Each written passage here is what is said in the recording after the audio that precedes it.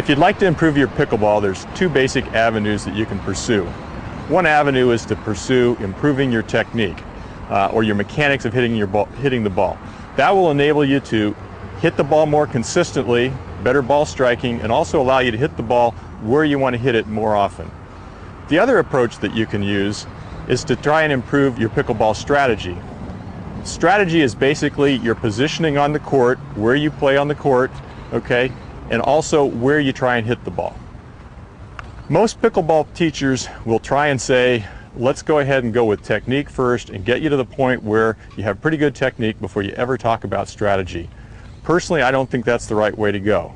I think it's important to start with strategy for a couple of reasons.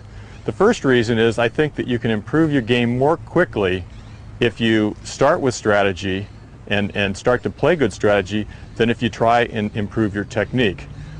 Improving your technique takes a while. It takes repetition. It takes drilling to be able to get the good technique, whereas changing your strategy is simply changing the decisions you're making, which is simpler to do.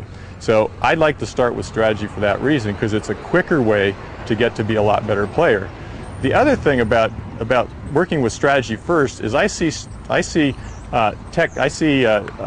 mechanics and technique as the means for implementing strategy. Rather than the other way around. If you have a couple of shots that you really like to hit, okay, a lot of players will then take and select a strategy that allows them to hit just those shots and avoid the shots that they're weak at. That doesn't lead to really good pickleball, because you're trapped in a strategy that's probably suboptimal.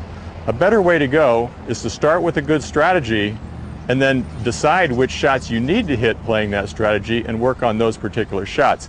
As an example, if your basic strategy is to try and get to the net ahead of your competition and to hit a lot of balls from the 7-foot line, then one of the things that you really want to practice on is your volleys and your dinking, because you're going to spend a lot of time up there, and you may want to spend less time practicing back at the baseline your ground strokes.